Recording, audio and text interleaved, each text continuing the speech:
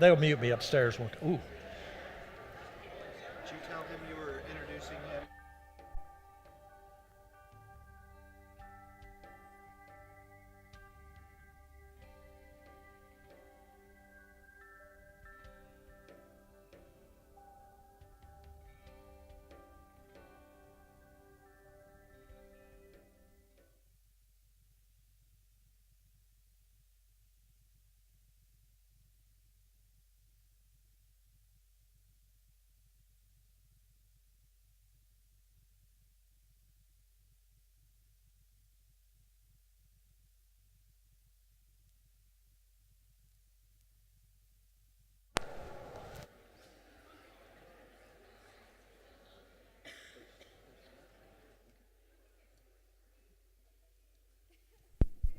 Good morning.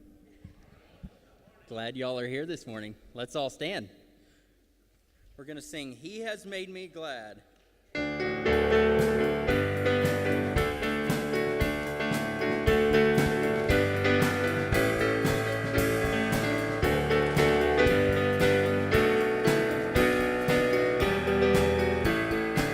it out now.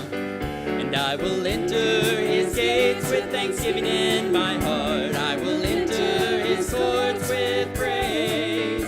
I will say this is the day that the Lord has made. I will rejoice, for he has made me glad. He has made me glad. He has made me glad. I will rejoice, for he has made me glad. He has made me glad. He has made me glad. I will rejoice, for he has made me glad. And I will enter his gates with thanksgiving in my heart. I will enter his courts with praise. I will say this is the day that the Lord has made. I will rejoice, for he has made me glad. He has made me glad. He has made me glad. I will rejoice, for he has made me glad. He has made me glad. He has made me glad. I will rejoice, for he has made me glad. I will rejoice, for he has made me glad.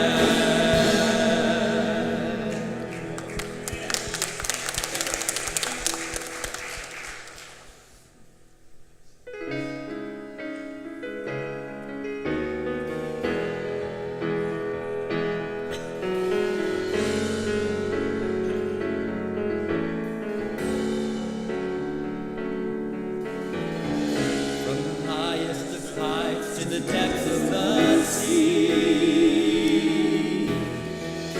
creation's revealing your majesty. From the colors of fall to the fragrance of spring, every creature unique in the song that it sings, all exclaiming, indescribable, uncontainable. You place the stars in the sky and you know them by name. You are amazing, God. All powerful, untamable, awestruck, we fall to our knees as we humbly proclaim. You are amazing, God.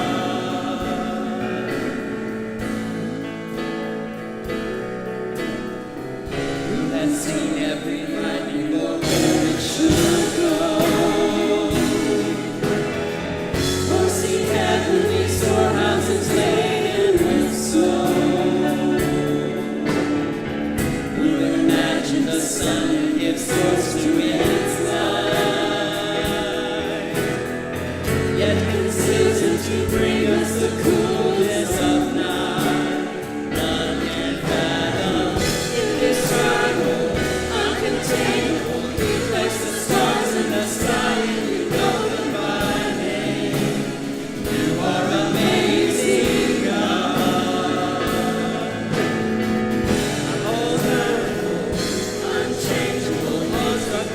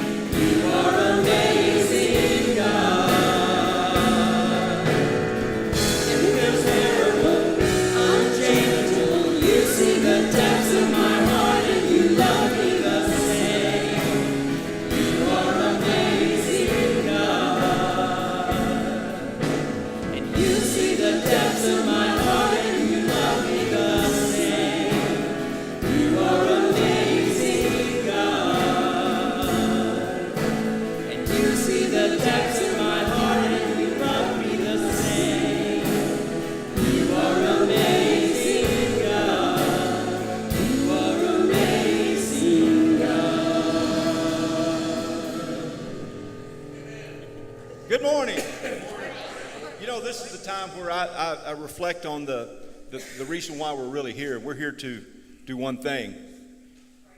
Praise the Lord. Amen.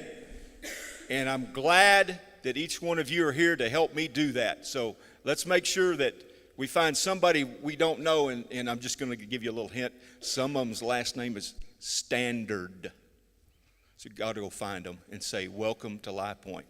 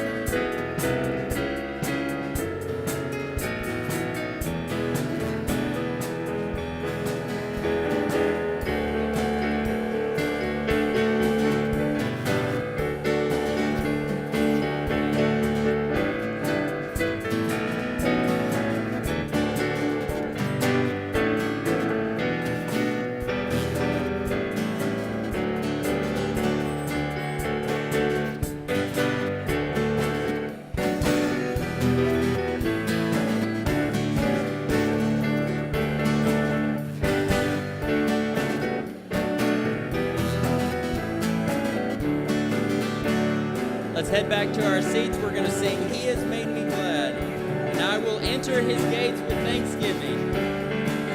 And I will enter His gates with thanksgiving in my heart. I will enter His courts with praise. I will say this is the day that the Lord has made.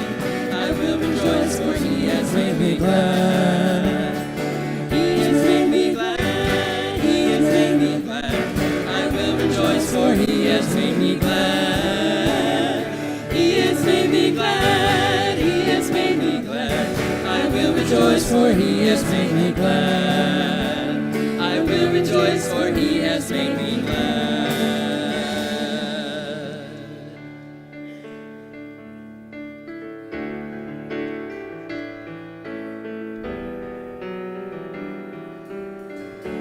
Let's sing it out. Here I am to worship.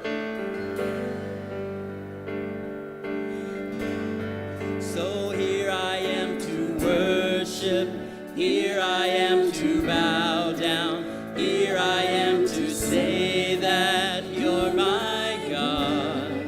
You're altogether lovely, altogether worthy, altogether wonderful to me.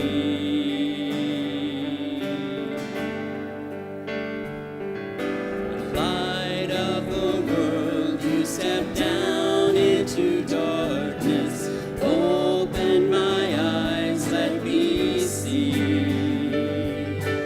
beauty that made this heart adore you, hope of a life spent with you. So here I am to worship, here I am to bow down, here I am to say that you're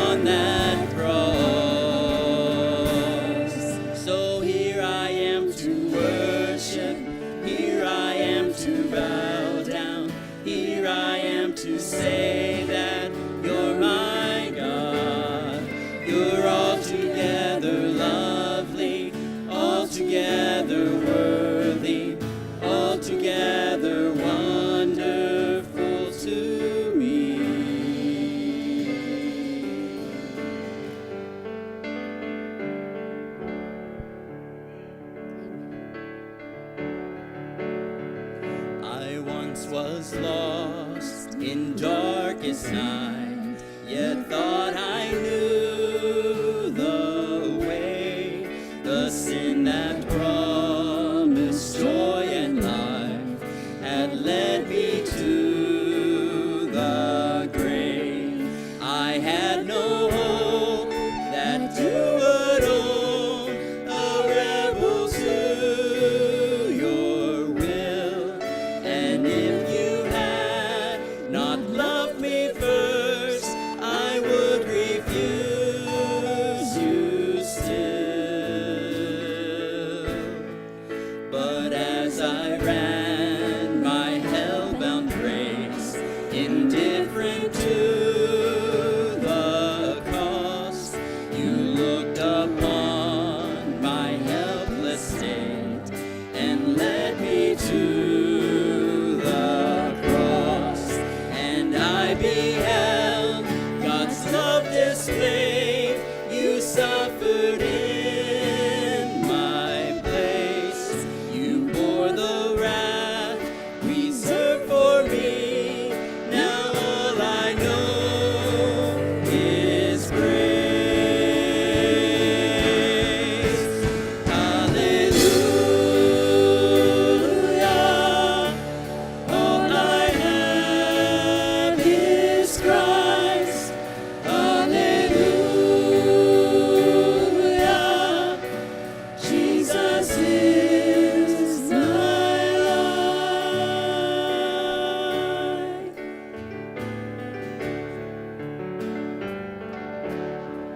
Now, Lord, I would be yours alone and live so all might see the strength to follow your commands could never come from me.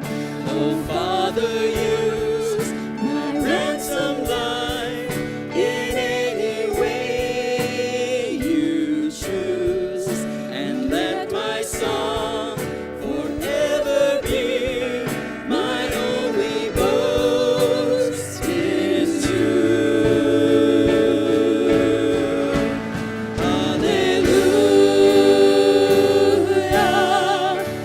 All I have is Christ.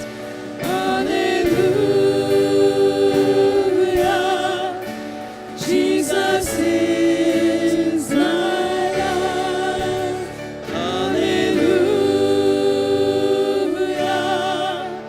All I have is Christ.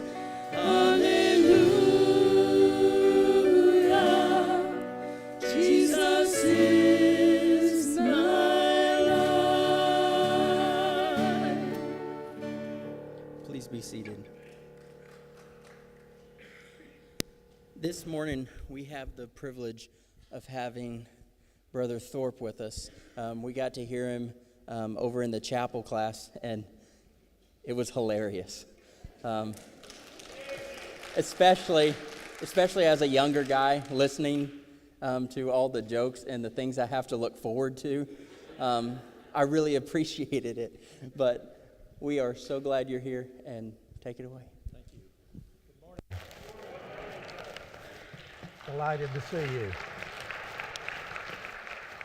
This church really has a special place in my heart. I retired after 36 years of pastoring in Odessa and really wasn't sure altogether. I wanted to travel and speak for my friends. I had a good friend named Bruce Melton who told me, said, "This is the way it's going to be, Thorpe. Your friends will have you once, your good friends will have you twice, and then it's all over." But I've been out 16 years now. This is my 16th year, and I've been going 45 to 48 Sundays a year, and it's all been great fun. I speak in all kinds of churches, smaller churches, some pretty large churches. A couple of weeks, I'm at the church over 3,000. I'm scheduled to speak at Liberty University, and there are 10,000 students there, so I'm pretty amped up about that. But the Baptist Temple / Lifepoint Church has been a really special place in my heart through these years. Dr. Ford, Yes, I am here. could you find your mic for us, please?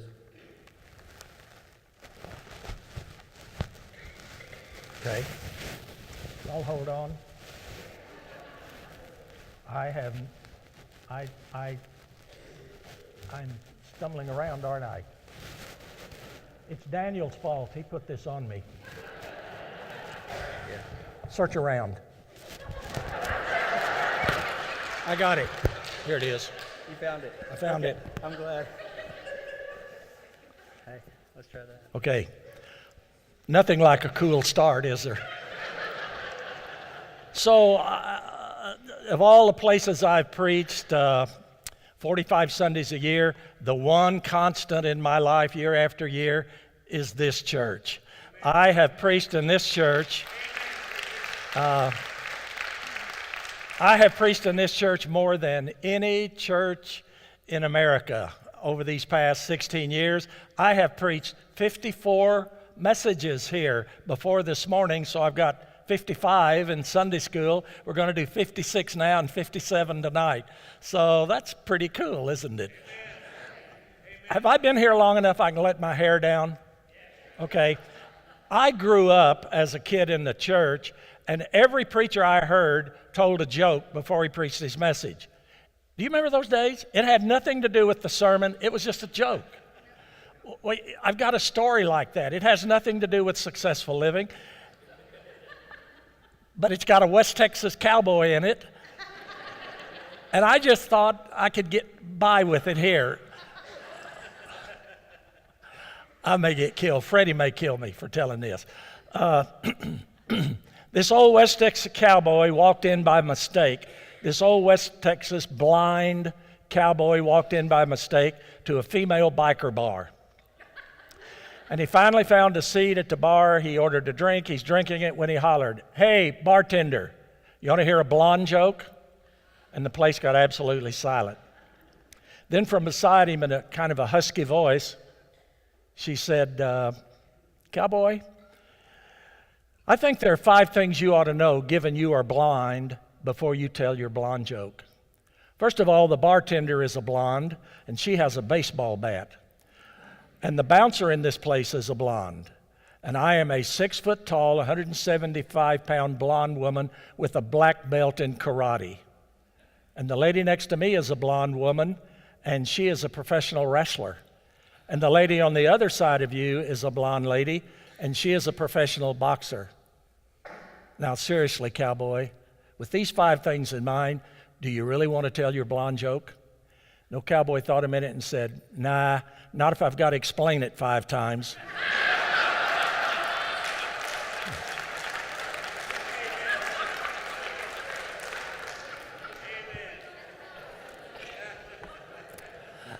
Now you have another record. That's the first church in America I've had the nerve to tell that story in.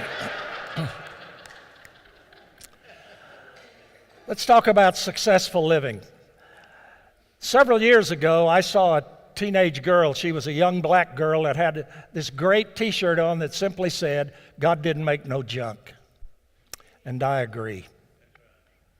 In this message, I want to challenge every one of you, whether you're one of the young people or whether the seniors. I want to challenge you to live your life in such a way that when you break the tape at the end of your life, at the end of your race, you did it right. Your relationship with God is right, your relationship with your family is right, and your relationship with your world is right, in that your life has made a difference. Well, let me introduce by telling you how that worked out in my life, because successful living really didn't come easy for me. In one of his movies, comedian Rodney Dangerfield was speaking to a graduating class. And he said, "So, you're going out into the world. Here's my advice to you. Don't go. It's rough out there. Move back in with your parents and let them worry about it." Well, that was no more true of anyone than Jerry Thorpe when I graduated magna cum laude from Odessa High School a long time ago, because I didn't have anything together in my life. It wasn't so much bad stuff, guys. It was just no stuff at all. I was just like a blob going through high school. I wasn't involved in anything. I didn't join anything. I wasn't in athletics, band. I wasn't in any clubs. I wasn't in anything. And I really didn't make good grades. I would say it like this: it was people like me who made the top half of the class possible. Would you understand what I mean by that? When I graduated from high school in Odessa, my ambition was, quote, in our high school annual, they put my picture, my name, and there wasn't a thing they could put in that annual I'd done. And my ambition was, quote, to have an ambition. I'm 18 years old, and my ambition is to have an ambition. But when I graduated from the university, I was the honor student in history. I was on the dean's list. And as I mentioned, for 36 years, I pastored what became the largest church in Odessa, Texas. So you would say, well, what changed? And the answer is, I changed. One of the points I'm going to try to make this morning to you is just because you haven't gone a whole lot of anywhere in your life to this point doesn't mean it's not in you to go there. Most of us have so much more in us than we ever get out. So I changed. And the catalyst of that change in my life happened in the midterm of my freshman year of college when I accepted Jesus Christ as God and Savior of my life. Now, I had been in church and I had joined the church and my dad was the pastor and I went through all of those motions and I knew it well. What happened to me when I was a freshman in college was not a decision my parents made. It wasn't some religious stuff I did like joining the church or baptism, which I'd already done. But I knew I was playing a religious game because Jesus Christ was not real to me. So in a service like this, I walked at the close of the service down to the front and got on my knees before a holy God and told him I was not a holy person and asked him if he would come into my life, forgive my sins. I accepted him. And that night, for the first time in my life, Jesus Christ became real to me. And for the first time in my life, I had peace with God. Now, may I say to you before I talk to you a message that is somewhat secular on successful living, that in my thinking, all true and eternal success begins with a salvation experience with Jesus Christ. What on earth could you hope to accomplish that would be significant if you went into eternity apart from Jesus Christ? The Lord asked this question in Matthew 16 on your screen. And what would it profit a man if you gained the whole world? All of the money, all of the power, all of the prestige, all of the pleasure. You gained everything there was to gain and died and spent an eternity separated from God. What would be the gain of that? In March of 1969, Billy Graham walked into Walter Reed Army Hospital in Washington and sat at the bedside of President Dwight David Eisenhower. For some of you younger guys who might not know, Mr. Eisenhower is a 5-star general. He was the supreme commander of all Allied forces on D-Day that came into Normandy Beach. And he was the 34th President of the United States. I would say he had accomplished some great things. But lying in his bed that night, he said to Mr. Graham, Billy, I want you to tell me once again how I can be sure my sins are forgiven and that I'm going to heaven because nothing else matters now. Nothing else matters. He's a 5-star general, President of the United States, but the most important thing in life is that your sins are forgiven. Now, I'm not coming back to this in this message, but I just wanted to tell you up front, if that's where you are, the most important decision you make has nothing to do with the rest of the stuff I say. The most important decision you make is to make Jesus Christ real in your life and to have peace with God and know that if you died today, you'd go to heaven. 3 months after I accepted the Lord, I began to feel the call of God on my life to be a preacher, which was a total amazement to me because I knew if I were God, I would not have called a lunkhead like me to be a preacher. But the call of God was sure and it was constant. So I surrendered my life to preach the gospel. And from the very beginning, I wanted to be successful. In fact, I started studying from the very beginning great men and women in all walks of life, reading biographies, trying to define for myself what makes someone successful. I studied it in the political world, the business world, the entertainment world, the sports world, and politics. And then, of course, I got fascinated with the Bible. I just couldn't figure, like Noah, who built a boat on dry land in an environment where it never rained. I wondered about Abraham, who at 75 years old left everything he had known for 75 years following God, not even knowing where God was taking him. I wondered about King David, the psalmist. I studied after Isaiah, the great preacher of the Old Testament. I wondered about Elijah, who stood on Mount Carmel and prayed a 60-word prayer and called down fire from heaven. I went to the New Testament and I was amazed at these men who dropped everything they had known in life to follow this itinerant carpenter who said he was the Messiah. I wondered about Mary, the virgin, what kind of a girl she was that God said, I want you to be the mother of my son. But of all the people I studied in the secular world and the religious world, no one moved me more than the Apostle Paul. The Apostle Paul lived his life like a suicidal maniac for Jesus Christ. He wrote at least 13 books of the New Testament of your Bible that probably sits in your lap. He lived his life like a suicidal maniac for Jesus. Nothing could stop him. And I wondered, maybe he defined somewhere in his writings what defines success for him. And I think he did in Philippians chapter 3. Verse 13 and 14, the words are on your screen. Paul said simply this, Brethren, I count myself not to have apprehended. Here's my points. But this one thing I do. Second point, forgetting those things that are behind and reaching forth to those things that are ahead. Third point, in verse 14, I press toward the prize of the mark of the high calling of God in Christ Jesus. This one thing I do, forgetting those things that are behind, I will never quit. Let's talk about them this morning. First of all, this one thing I do.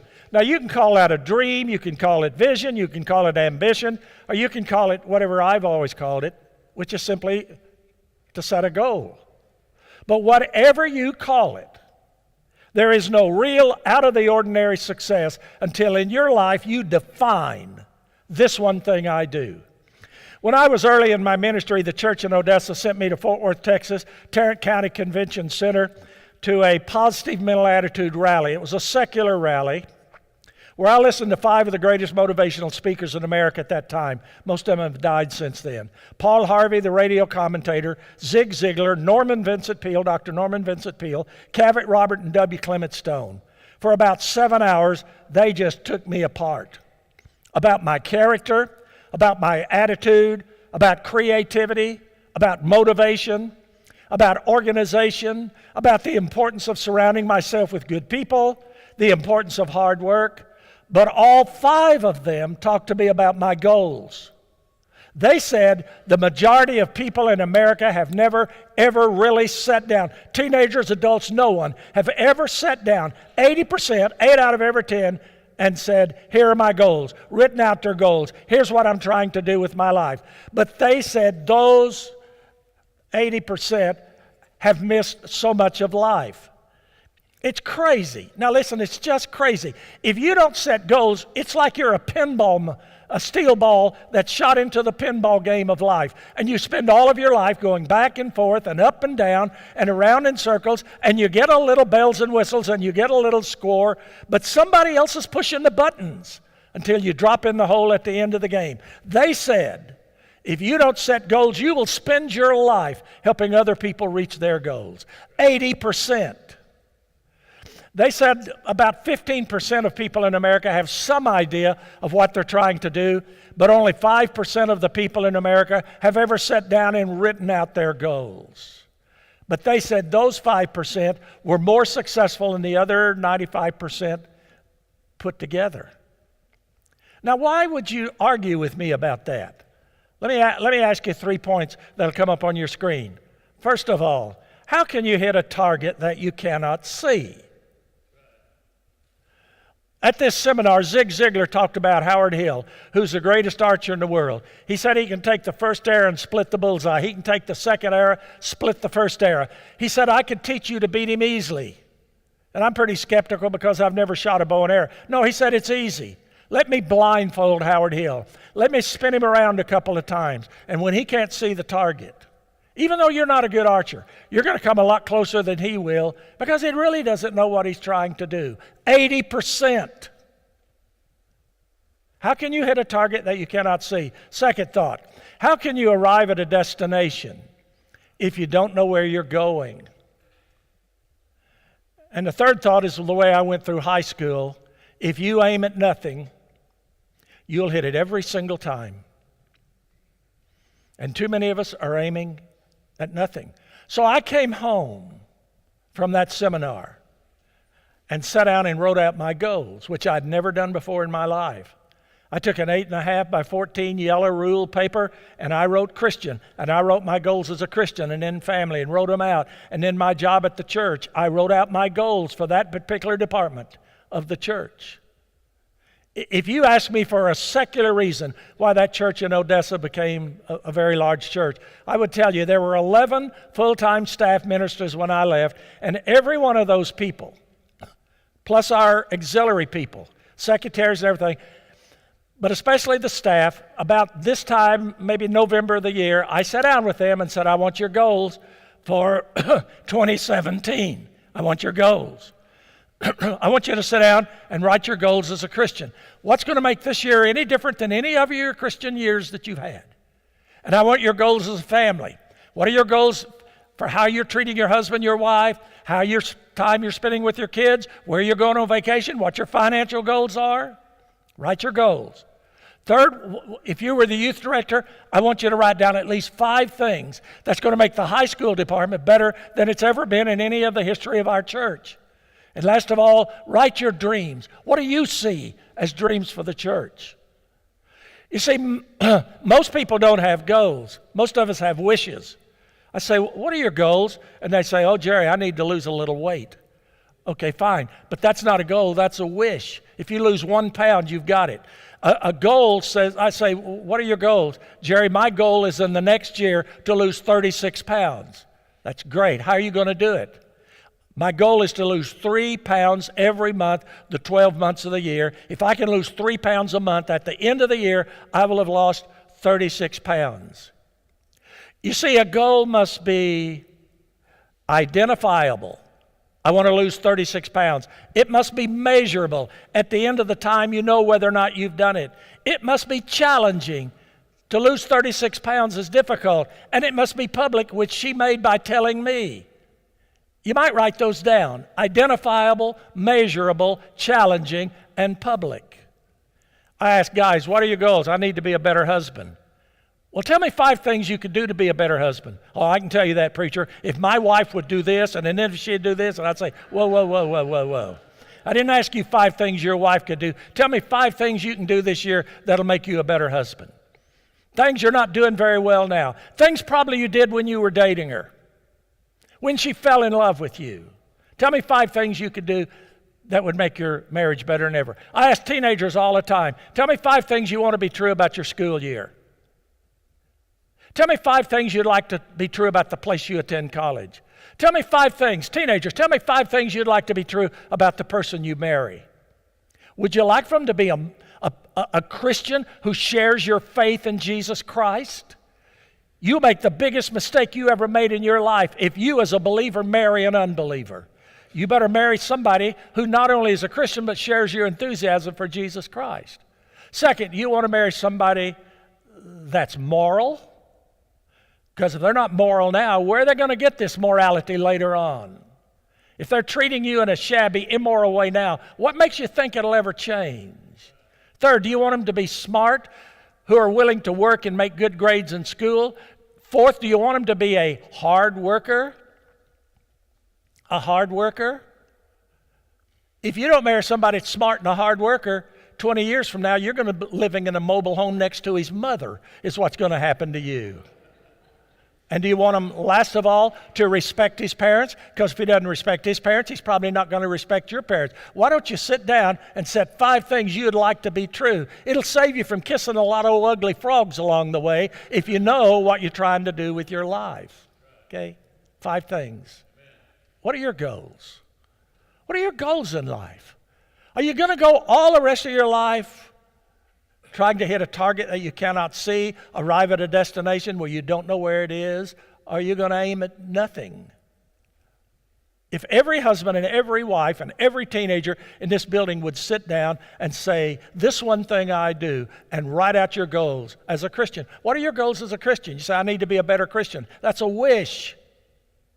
A goal says, to be a better Christian this year, I'm going to make sure I read my entire Bible this next year. I'm going to make sure I have a prayer list and I pray every day. I'm going to share my faith. I'm not going to miss church for frivolous reasons. I'm going to get involved in the church and make a difference in my church. Those are goals you can reach. And at the end of the year, it makes a difference.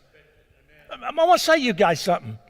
Of course, I'm 80 years old. I'm running, theoretically out of, the next time I may come up here on a walker and just stand and smile at you and drool or something. I don't know. You never know. But I want to tell you this. If I come back 5 years from now, you'll be the exact same person you are right now, except for the goals you set. It's the only thing that will really change your life, is to sit down and say, this one thing I do. You'll be the same person 5 years from now, except you'll be 5 years older. This one thing I do. Second, Paul said, I'm going to forget those things that are behind.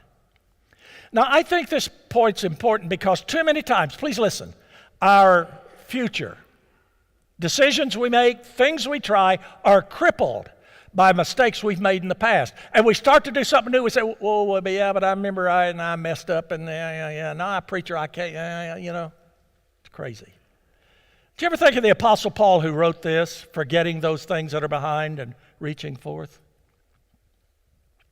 Before he became a believer in Jesus Christ, he was a militant Jewish terrorist. He was destroying the church in Jerusalem. He's on his way to Damascus to kill Christians. And the Lord met him on the Damascus road in a miraculous act of his sovereignty. And not only saved him, but gave him his goal to be a preacher. Paul must have said, whoa, God, time out. God, do you know who you're talking to here? I mean, I persecuted the church. I killed Christians. I was happy when they stoned Stephen to death. I hated Jesus Christ. I am the chief of sinners. God, do you know what I've done?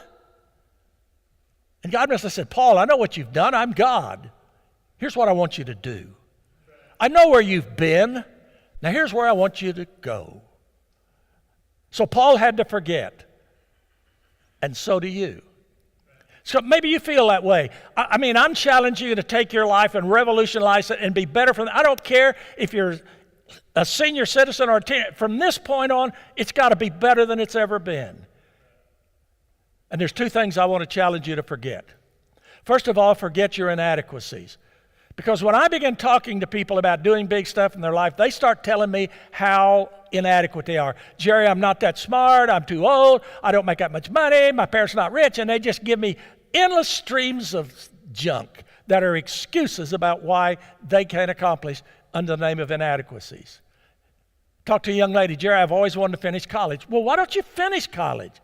Well, no, I mean, I was in college and I dropped out and get married and then I had the kids.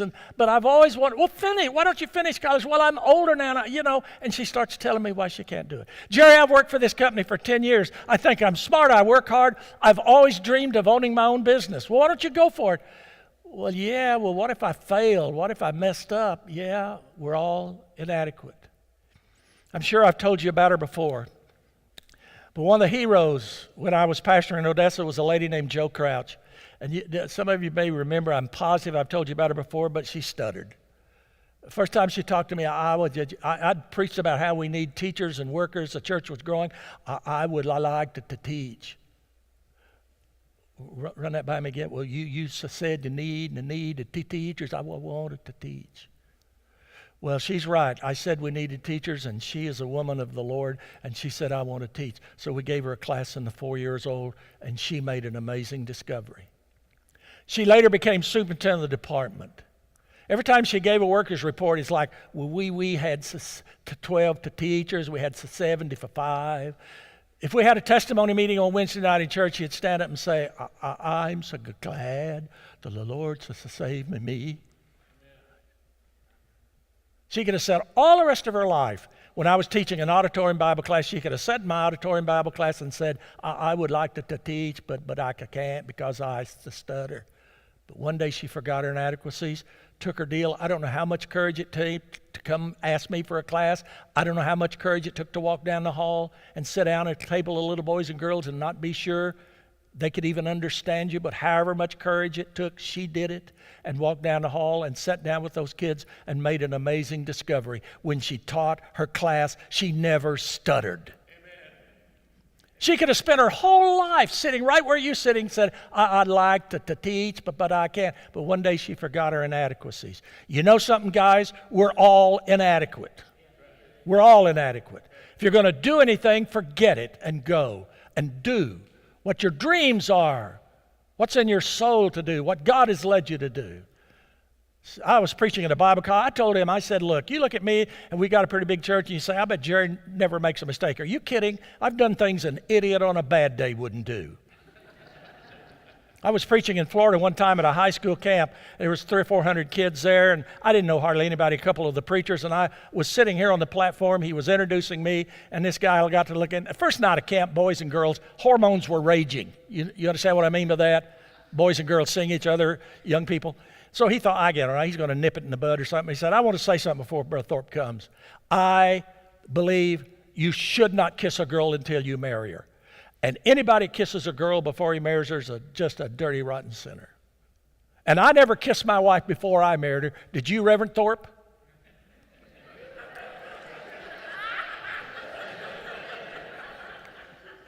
So I said, tell you the truth, I never kissed your wife at all. I just got here today. You know. And that's just one dumb thing I've done. There's just many. But I learned a long time ago, forget your inadequacies. We're all inadequate. And go for it. And second, I want to challenge you to forget the skeptics in your life. Everybody's not going to buy into your dreams. When you determine God can use inadequate people, when you determine God can draw a straight line with a crooked stick, which He can, and you let down your guard, so to speak, and tell somebody, you know what I've always wanted to do? I wanted to date her. And they said, she would never date you. Right. I've always wanted to finish college. You're too old. You can't do that. I've always wanted to start my own business. Come on. Or maybe you've got a dream. I've always wanted to do this for missions. And somebody says, you can't ever do that. And you bought in? Is that a part of your life, just buying into skeptics? Maybe you were raised by parents who constantly said, you can't do this, you can't do that, you're not this, you're not that. And you bought in on that? No. Remember the story when Jesus Christ was with His disciples and He sent them across the little sea and He went up on the mountain to pray, and they just ran into a terrible storm. And I mean, it was raging. Matthew says they'd been 9 hours fighting the sea. They're in a small boat. Don't get it. We're not a cruiser. We're a little boat. Tossed by the waves, they're scared to death. That baby could capsize any time they're drowned. When all of a sudden they saw Jesus walking on the water, or they saw somebody walking on the water, and when they determined it was Jesus, the Apostle Peter, God love him, said, Lord, if it's you, I want to come to you. And Jesus Christ said to him, like He says to you, come on. Lord, I want to do something that's significant.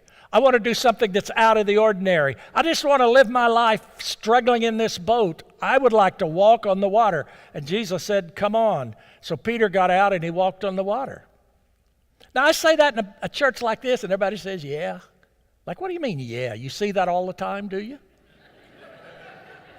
Last time you went out to Nasworthy, somebody walked across. Is that what you see? You see that all the time? No. This is a very significant, meaningful act. And Peter got out and walked on the water. He said, you know, he sank. Whoa, whoa, whoa, stop it. When he began to sink because he saw the waves. Have you ever seen the waves of life and got scared and started to sink? That's all he did. He was so close to Jesus, the Lord picked him up and they walked back to the boat together. We all have dreams to walk on the water, get out of the boat and do significant things. But there's 3 things you got to do to walk on water. Dreaming about it won't work. Here's what you got to do. You got to get out of the boat. You can't walk on the water in the boat. Now, of course, the boat is a little more comfortable and maybe a lot more, the boat's very uncomfortable, but it's safer than out there. So we hang on and struggle and dream about that.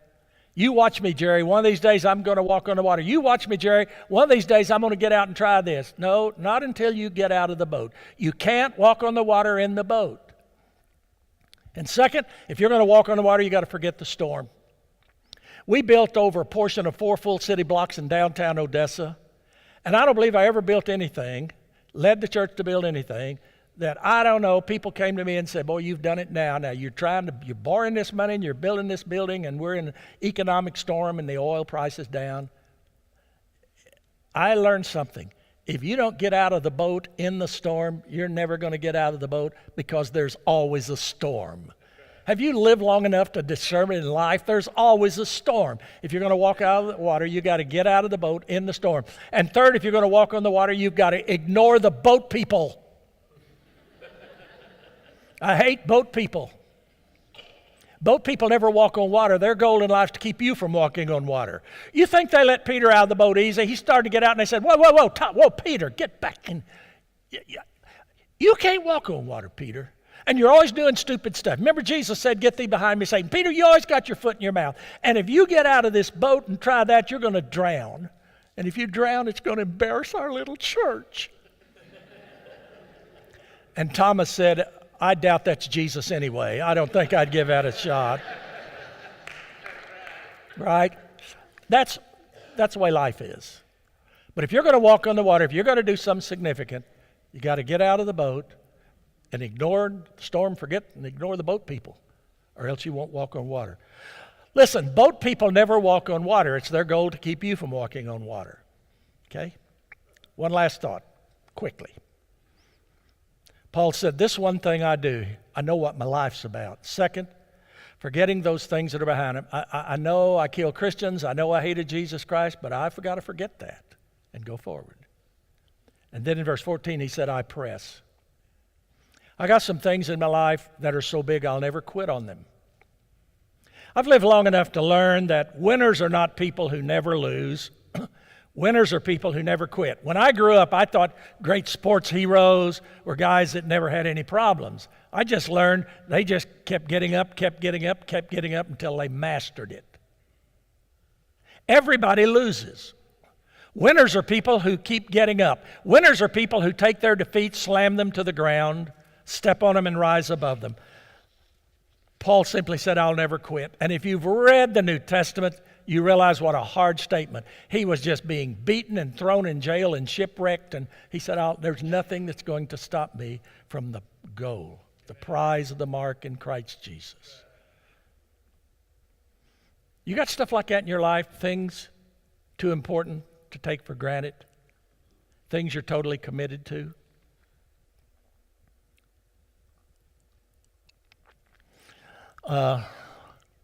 One of my very favorite stories. This young guy went to work for the Tennessee Valley Authority, which changed the economic picture in some extent in the South by building dams around the South. And he went to work, and a dam was coming up, and it was a little bit up, a little water had been gathered, and he's just out of college, an engineer student, and guy was showing him around, and he was standing at the top of where the dam was now, looking at that little bit of water, and looking out over the broad expanse where the dam would be, and he saw a house. Where the bottom of the lake was going to be, he saw a house. It was obviously a very old house. It was made of logs. It was obviously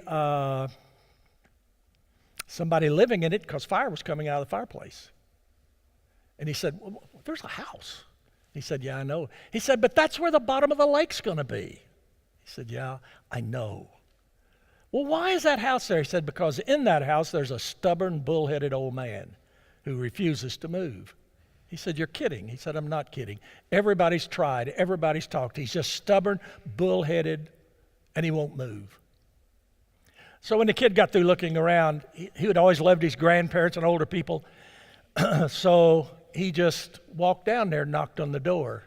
And he heard the shuffling of feet, and the door opened, and he was a very old man. He had long white hair, he had a long white beard, had little glasses on his nose.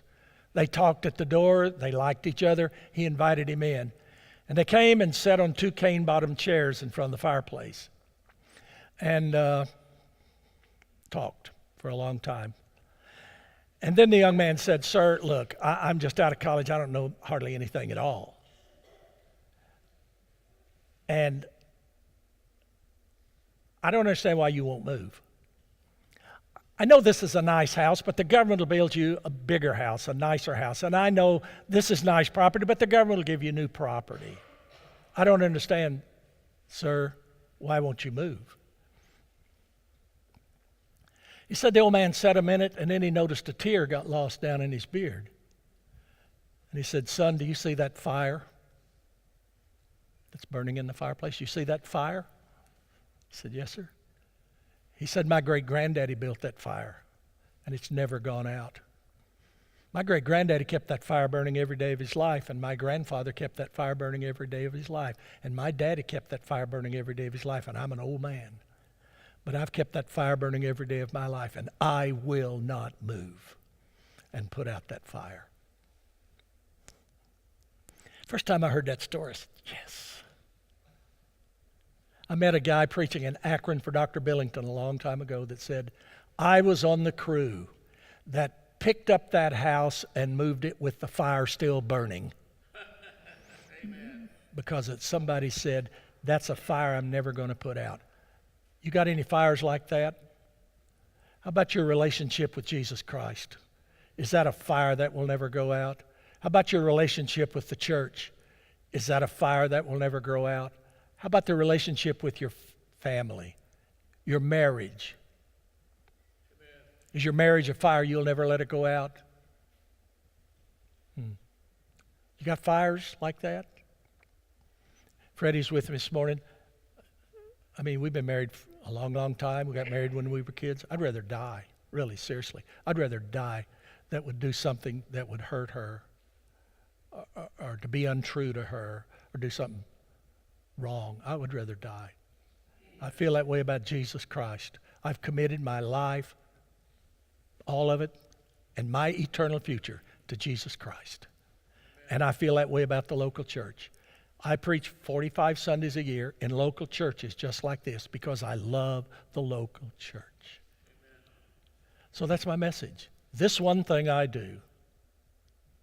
I'd like to challenge you. I'm going to give an invitation. Maybe Daniel will come play or something. I'm going to give an invitation. And I just want to know, would you come and get on your knees and say, "God, help me to set my goals and get out of ruts and do something significant with my life. I don't want to die not accomplishing what you've challenged me and made it possible for me to be. And I don't want to let my inadequacies and the skeptics in my life keep me from what you want me to do.